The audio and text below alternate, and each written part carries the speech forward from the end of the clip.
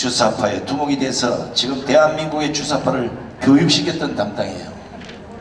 정강 목사님 안 만났으면 지금도 지하에서 정강 목사님 욕을 하고 대한민국을 공산화시켜야 된다고 악을 쓰고 나댔을 사람입니다. 이제는 전쟁에서 저보다 더 자유민주주의 시민이 됐습니다. 이영우 교수님 모시겠습니다.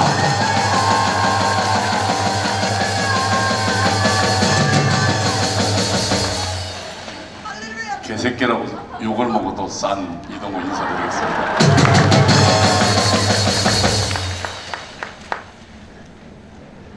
우리는 주사파들이 보수 세력 척결을 외치고 그리고 50년 집권을 외쳤습니다. 그런 절망적 상황이 2019년 6월 8일이었습니다. 그때 한기총 전광훈 목사님은 홀연히 일어섰습니다. 아무도 보수 세력 척결과 해체 50년 정권을 이야기하는 틈에 모두 고개 숙이고 있었습니다. 문재인 정권이 쳐다볼까봐 물속에 머리를 푹 잠그고 있었습니다. 그때 정광훈 목사님은 일어섰습니다. 그리고 광화문 광장에서 외쳤습니다. 아멘. 문재인을 탄핵하라고 외쳤습니다. 아멘. 여러분 그 주장이 너무나 옳지 않습니까? 여러분 그 정광훈 목사님의 위대한 결단이 오늘 우리에게 지금 정권 교체를 이룩한 것입니다. 여러분 어떻습니까? 저는 사실 정광훈 목사님에 대해서 잘 몰랐습니다.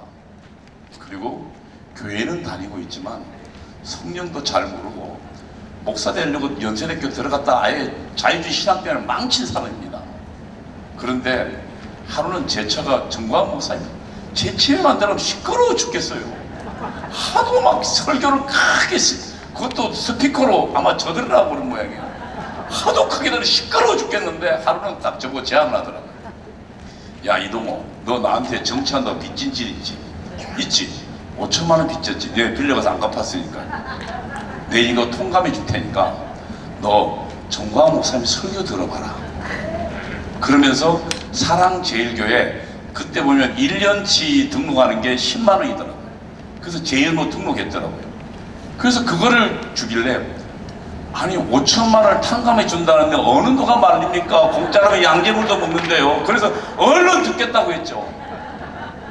그런데 저는 첫 번째 들은 설교가 7대 명절에 축복을 받자 했습니다. 저는 살다 그런 설교 처음 들었습니다. 저는 그래도 명색이 연세대학교 신학과를 졸업했습니다. 그리고 목사가 되려고 했었습니다. 그런데 거기 보니까요 우리는 전부 7대 명절을 그냥 유대인의 절기로 알았지 그게 복음사건이라고 누구도 설명해 준 적 없습니다. 2000년 만에 아무도 없었어요. 그리고 또 하나 그것이 나 개인의 신앙의 성장과 관련이 있다는 것을 저는 그때 처음 알았습니다. 그래서 한 1년간 정광훈 목사님 설교를 매일 2시간씩 들었습니다. 저는 그걸 보고 이렇게 생각했습니다. 정광훈 목사님 광화문에 나서지 않았으면 오히려 지금 전 세계의 신학계를 리드하는 거인이 되셨을 텐데 이 아무것도 모르는 백성들을 깨우려고 광화문에 나섰다가 지금 오히려 저분이 그 어마어마한 설교가 땅속에 진흙 속에 묻혀 있다고 생각했습니다. 여러분 지금 정광훈 목사님은 두 가지를 하고 있습니다.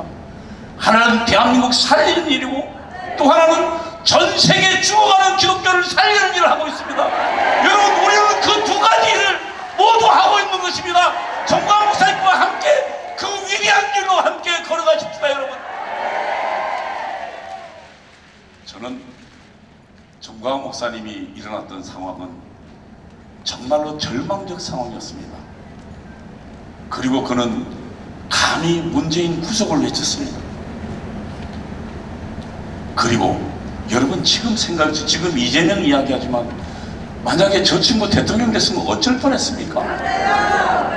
그런데 그때 정광훈 목사님의 2019년 10월 혁명 때문에 저들의 이 부산 기반의 잘생긴 얼굴만 잘생기죠.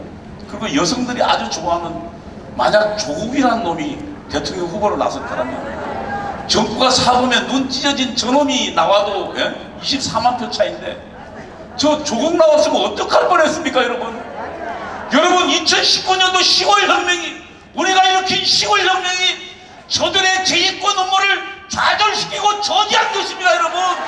우리는 그 위대한 10월 혁명의 주역들입니다, 여러분. 그러나 정권 교체는 절반의 성공입니다.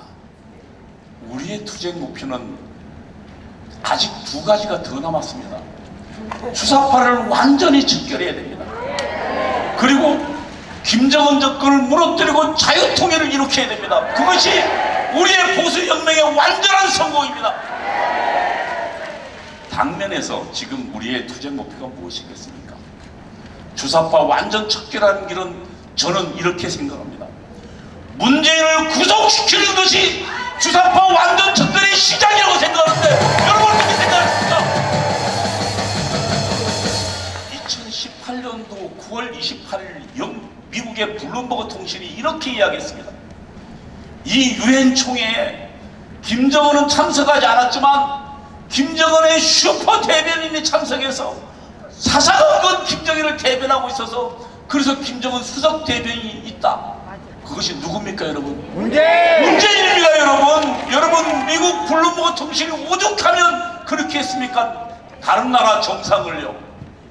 문재인은 우리에게 이렇게 거짓말했습니다. 그리고 전 세계를 거짓말했습니다. 뭐라고요? 북한은 핵을 완전히 폐기할 분명한 의지가 있다고 했습니다. 그러나 지금 그 핵은 우리를 위협하고 전 세계를 위협하고 있습니다. 이 거짓말 문재인은 5년 내내 한 것이 국민을 속이는 것이고 북한 김정은의 앞잡이였습니다. 북한 김정은의 혁명론은 두 가지가 있습니다. 보조 전체 목표가 있는데요. 그 중에 하나가 연립정부인데 그 연립정부는 문재인 정권입니다. 그런데 거기에 두 가지의 분명한 지령이 있습니다. 하나는 파쇼 세력을 해체하라. 파쇼 세력은 공산당 용어인데요. 그것은 공산주의와 주사파에 반대하는 정치 세력을 없애는 걸 말합니다. 문재인 정권 5년 동안 뭐 했습니까? 여러분, 전직 대통령 2명 감옥 보냈습니다. 그리고요, 공산주의와 싸우는 가장 앞장서는 국정원장 3명 몽땅 감옥 보냈습니다.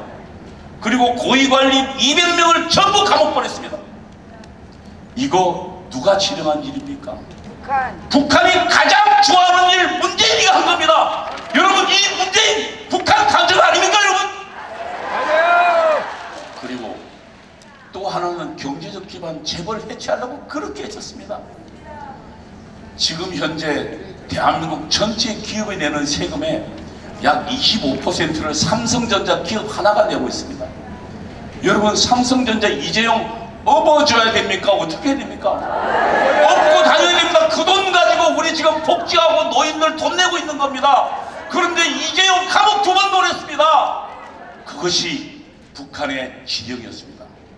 그리고 두 번째, 사회정치생활의 민주화를 지령했는데요. 그건 뭐냐면 쉽게 이야기하면 혁명의 기반을 만들라는 겁니다. 국가보안법 철폐하라. 여러분, 지금 국가보안법 위대한 수령 김일성 외쳐도 이제 감옥 가지 않아요. 그 다음에 국정원에는요, 박선원이라고 연세대학교 운동권 출신이 기조실장 인사와 돈을 전부 장악하는 핵심 중에 핵심입니다.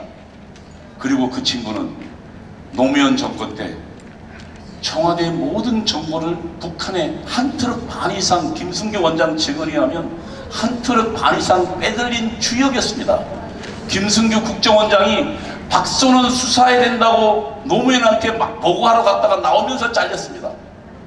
그 친구를 문재인은 상하이 총영사 시켰다가 국정원 기조실장 시켰습니다. 그러니까 국정원 완전 장악했습니다.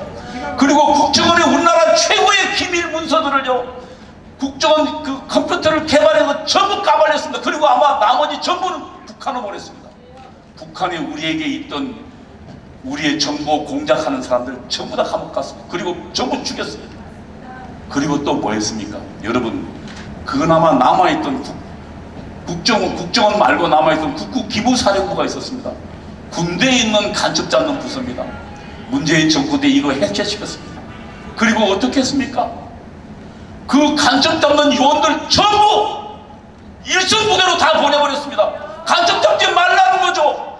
이것이 저는 제가 문재인을 절대로 용서할 수 없습니다. 문재인은 북한의 대남혁명의 앞잡이였고 간첩이었다고 저는 반히 이야기할 수 있습니다. 여러분. 북한 혁명의 앞잡이 문재인을 구속하라! 구속하라! 구속하라! 문재인 구속이 우리 혁명의 시작일 것입니다. 감사합니다.